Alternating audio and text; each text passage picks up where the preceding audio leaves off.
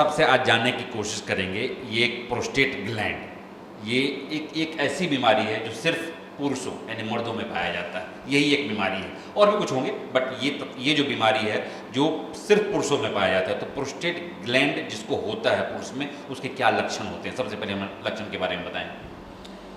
Prostate gland एक body का normal हिस्सा है पुरुष का। तो ये ग्लैंड होता है जो पेशाब की थैली के मुंह पे रहता है। तो ये उसी तरह से रहता है जैसे आपकी उंगली पे अंगूठी रहती है, उसी तरह से जो पेशाब की नली होती है जो ब्लैडर स्टार्ट करती है यूरेथ्रा, उसके ऊपर रैप रहता है। ये उंगली की तरफ अंगूठी की तरफ बैठा रहता है, जैसे अंगूठी उंगली पे बैठी रहती है। तो एज के साथ इसके साइज़ में वृद्धि होती है, साइज़ बड़ा होता है इसका।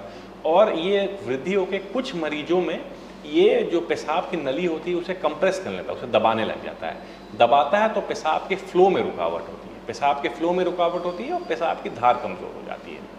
हाँ, यहाँ ये मैं भी बोल देना चाहता हूँ कि सिर्फ प्रोस्टेट बड़ा होने का मतलब ये नहीं है कि आपको पेशाब के रास्ते में रुकावट होगी ही। सिर्फ कई बार पेशेंट्स अल्ट्रासाउंड पे सिर्फ प्रोस्टेट बड़ा देख के बोलते हैं कि ऑपरेशन कर दिया, इलाज कर, ऐसा नहीं है। प्रोस्टेट अगर बड़ा है और साथ में आपको पेशाब में दिक्कत हो रही है तभी इलाज की ज़रूरत है।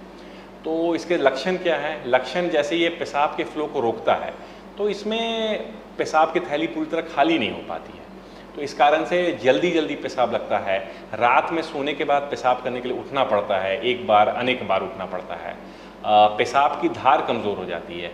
पेशाब करने के बाद लगता है कि पूरा पेशाब खाली नहीं हुआ है, ज़ोर लगाना पड़ता है, पेट से ज़ोर लगा के कूद करके, जिसको बोलते हैं पेशाब लोग करते हैं, और धार कमज़ोर हो जाती है। यही प्रोस्टेट के लक्षण है, प्रोस्टेट के बड़े होने के लक्षण है। नॉर्मली 40 साल तक तो बहुत ही कम संभावना है इसके, ज़ीरो ऑलमोस्ट है। 40 साल के बाद ये धीरे धीरे साइज़ में थोड़ा थोड़ा बढ़ते जाता है, और 50, 60, 50, 60 साल के बाद तो ये अच्छा साइज़ कुछ लोगों में बढ़ जाता है।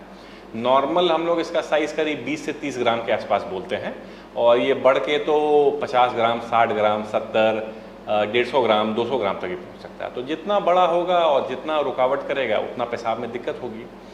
तो अगर आपको प्रोस्टेट हो भी गया है और ये सारे लक्षण होने लगे हैं तो घबराने की कोई बात नहीं है, घबराने की इसमें बिल्कुल भी बात नहीं, इसका सफल इलाज है। हाँ डॉक्टर साहब, आपने इलाज की बात जिक्र कर दिया, क्या सिर्फ ऑपरेशन ही इसका इलाज है या दवा से भी इसे ठीक किया जा सकता है?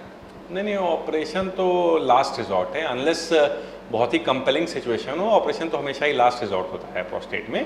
तो हल्का फुल्का इसको 3 कैटेगरी में हम लोग माइल्ड, मॉडरेट, सीवियर में इसके सिम्टम्स बांटते हैं। जिनको माइल्ड मतलब हल्के सिम्टम्स हैं वो तो सिर्फ अपना लाइफस्टाइल बेहतर कर लें, रात में पानी कुछ कम पिएं, वॉक करें, हेल्दी लाइफस्टाइल लीड करें, और चाय कॉफ़ी थोड़ा सा कम कर दें अपने, तो उसी से कंट्रोल हो जाता है। उसके ऊपर जिसको मॉडरेट सिम्टम्स होते हैं, तो माइल्ड मॉडरेट मिला के करीब 70-80% केस जो होते हैं प्रोस्टेट के, पूरा मिला के करीब 80% तक वो उसी से कंट्रोल हो जाते हैं। मॉडरेट में हम लोग ड्रग्स लिखते हैं, ड्रग्स में यही 5 अल्फा रिडक्टेज इनिबिटर्स और अल्फा ब्लॉकर्स हम लोग लिखते हैं। तो इन ड्रग्स का कम्बिनेशन बहुत ही इफेक्टिव है, मरीजों को बहुत आराम होता है, रात में उठना बंद हो कर देते हैं। और कुछ में जिसमें कि प्रोस्टेट किडनी पे प्रेशर डाल रहा है, या पेशाब की थैली पे प्रेशर डाल रहा है, या फिर पेशाब में ब्लड आने लग जाता है, या फिर पेशाब में एकदम सीवियर रुकावट हो जाती है, उस केस में हम लोग को ऑपरेशन करना पड़ता है। और ऑपरेशन भी जो होता है, ऑपरेशन कोई वो चीरे वाला ऑपरेशन नहीं हुआ, अब तो 99% केसेस में दूरबीन वाला ऑपरेशन होता है। दूरबीन या फिर लेज़र से जिसको कहते हैं वो वाला ऑपरेशन होता है। और दूरबीन वाले ऑपरेशन, लेज़र वाले ऑपरेशन से हम लोग प्रोस्टेट को अंदर ही अंदर काट के बाहर निकाल देते हैं और पेशेंट को आराम हो जाता है।